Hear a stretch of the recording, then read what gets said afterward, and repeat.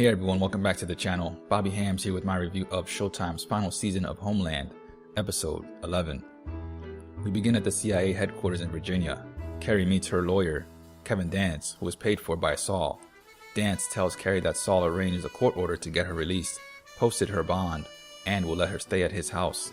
Carrie then sees the aftermath of the attack at the Pakistan-Afghanistan border and is told that Jenna was injured in the incident, and that Jenna is heading back to the US to testify against Carrie. In the Oval Office, Saul correctly states that the Taliban, not Pakistan, was responsible for the Special Ops team's deaths. Zabel argues that the Pakistani government can't be innocent in the debacle since it's their country. David remains silent. Saul tells Zabel that the principles of proportionality and necessity are at work, and is greeted with Zabel repeating that they, meaning the Pakistanis I think, killed President Warner and the Special Ops team. Zabel then asks Saul what it's going to take before Saul admits that they take action. President Easy is exhausted. Saul agrees, but not a full-scale invasion of a nuclear power who won't tolerate the US crossing its border. Saul angrily asks Zabel how he thinks that will end, and Zabel has no response. President Easy asks Saul for guidance, and Saul recommends back-channel discussions with the Pakistani delegation that's on its way to the UN, and a surgical strike inside Pakistan to find Jalal. Zabel scoffs at the idea of talking. Easy doesn't make a decision. At Saul's house, he tells Carrie the conflict he's been working for decades to avoid is being talked about openly by Zabel, Hayes, and a growing list of supporters. Carrie says she can still recount to others what she heard on the recording. Saul regrets not letting her do that before the attack at the border gate. Revising the reason for the downed helicopters now would sound ridiculous. Carrie decides to ask Saul if he had someone other than Markov in the Russian government who could help get the flight recorder back. There were rumors he had an undeclared source, but Saul shuts her down quickly and goes to his library of red books, where he's reminded of a night in a bookstore in East Berlin, 1986. Someone was waiting for him in the back.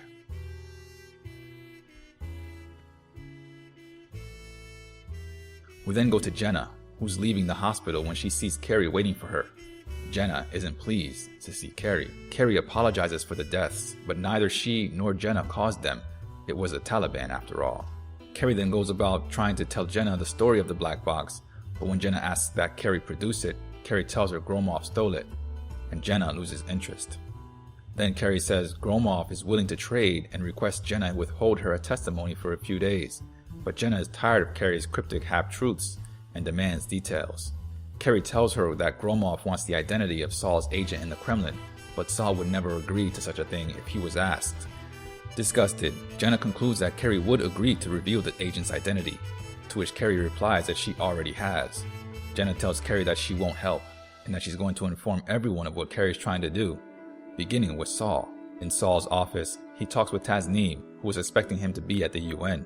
Tasneem is upset at the lies the White House is putting on air, claiming the Pakistanis intentionally drove the Special Ops team into danger. Saul asks that Tasneem just give him a credible target, any target. Tasneem gets the message. Jenna meets with Saul and tells him what Carrie told her about the black box, believing Carrie to be delusional.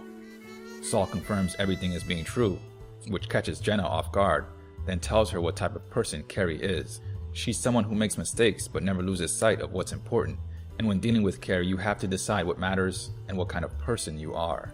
We then go to Carrie at her arraignment, where she's read the charges against her, at least 9 counts, 4 of which are for accessory to murder.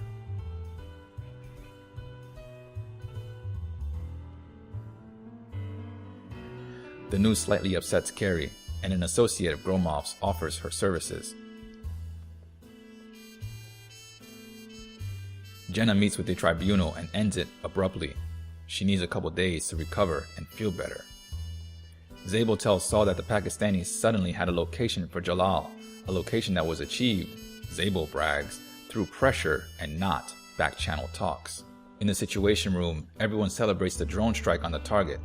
Then Saul leaves for the UN.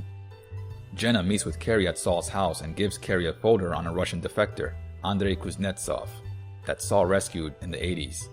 He changed his name to Alex Cernal, but isn't the asset because he's been in the US for 30 years. Jenna suspects though that Alex might know something because Saul never recruited anyone else from the USSR, but his intel only got better. Carrie thanks her and Jenna asks if Carrie is sure she wants to betray Saul. Carrie is sure she doesn't want to, but can't find another solution. Jenna says after the special ops team, she's done with the CIA, and if Carrie reveals the asset, that person will be tortured. Carrie says that will get them the flight recorder in return, and Jenna replies that she can't see it the same way Carrie does. When Jenna joined the agency, she wanted to make things better, but all she sees now is damage.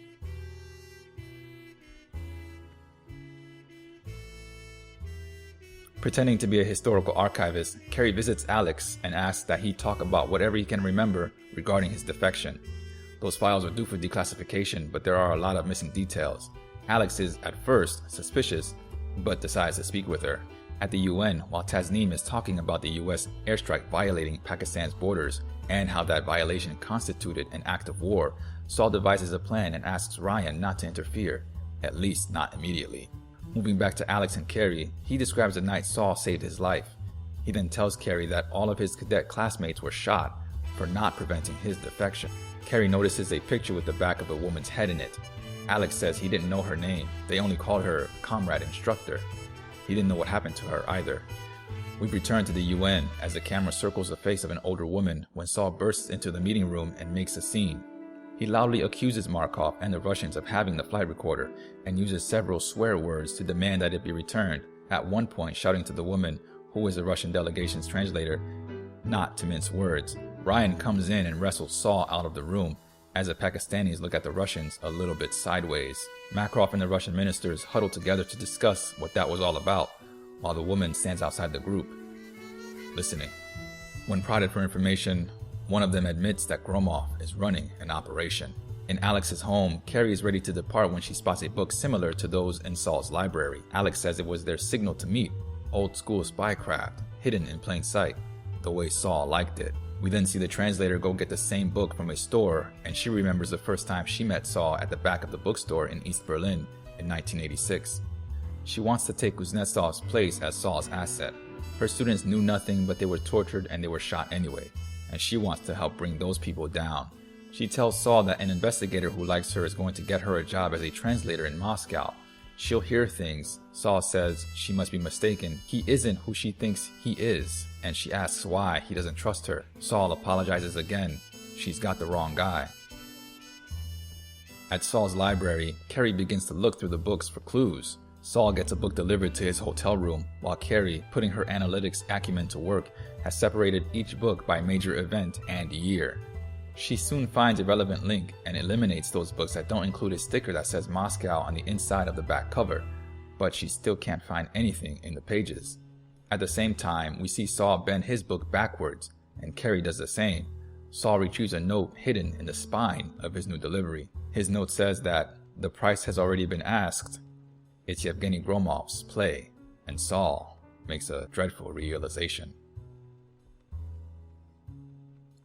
We travel back in time once more, and young Saul is stopped by some Russian agents who attempt to arrest him before Saul makes a run for it. They corner him in an alley when they're both shot by the young translator, who asks Saul if he trusts her now. Saul is deep in thought. Carrie meets with Gromov's associate, who arranges for Carrie to speak with Gromov. Carrie tells him that the asset exists. Before telling him more though, she asks where the black box is and if Moscow has listened to it. Gromov wants the agent's name when Carrie asks for KGB records from Berlin 1986 in order to help her find the name. Gromov tells her that they already knew about Kuznetsov, and the school records were burned when the wall came down in 1989. Carrie says she's done all she could and begins to head for the exit, but Gromov updates her on the possibility of war. Non-essential staff are being evacuated from US and Pakistani embassies, and Pakistan moved 2 brigades to the Afghan border. War is coming. Carrie pleads with him to do the right thing and turn over the black box, but he says it's out of his hands. She must solve this problem. He then says that she hasn't done everything because if she can't find the asset, then she can remove Saul from the picture. Carrie is confused. Gromov says that without Saul, the asset would be neutralized, and Carrie responds that Saul wouldn't allow such a thing to happen. In the event of his death, he'd have some sort of protocol in place, an arrangement. Gromov finishes the sentence by saying an arrangement to pass the asset onto someone else. That someone else is Carrie. She's stunned into silence as she realizes the Russians knew they would never be able to uncover the mole. Saul was a target the entire time. Since she's done all she can to find the asset, Gromov outright tells Carrie to kill Saul. Carrie, agony etched in her face, doesn't say anything, and the episode ends with her walking out of the building, fully aware of the grave choice she must make. As a setup for the series finale, I think episode 11 of Homeland did a wonderful job of bringing all of the major plots together in a way that didn't seem or feel forced. I like how Saul and Tasneem, who began this season as adversaries, worked together to appease the Warhawks and delay a conflict between the two countries.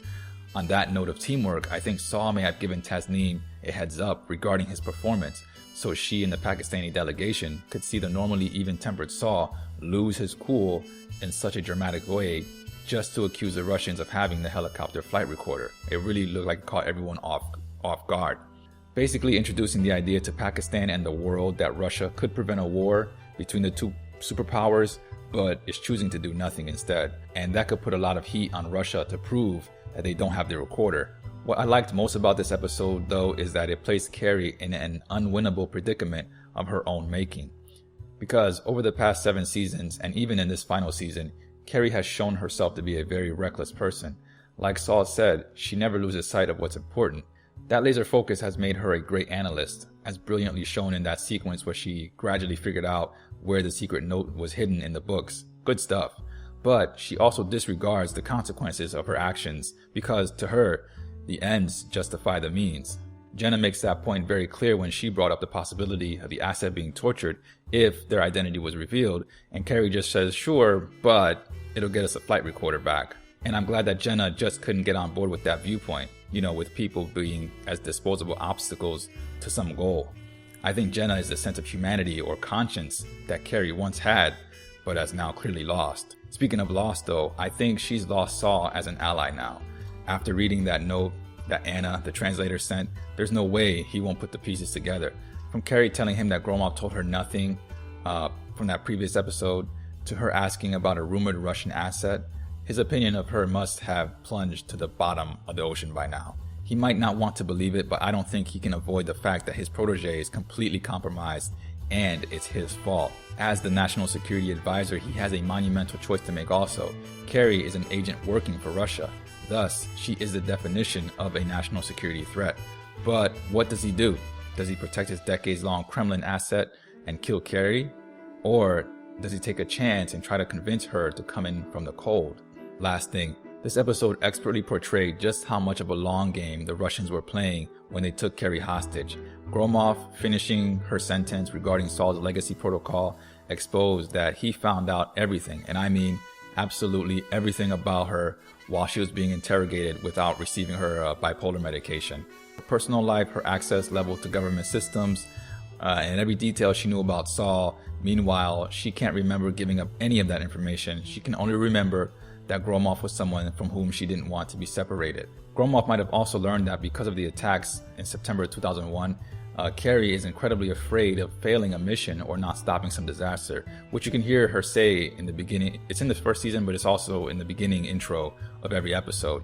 I think Gromov's awareness of this fear has been alluded to with his first using Max as a rescue mission, one that Carrie failed to achieve, and then reminding her of another failed mission, that birthday party she bombed in search of Haqqani, and the impending war with Pakistan, which she has so far failed to stop.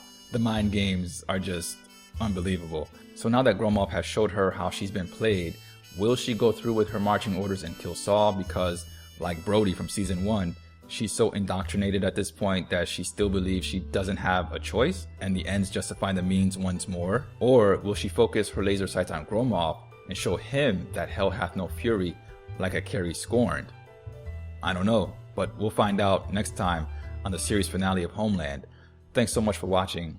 This is Bobby Hams, signing out.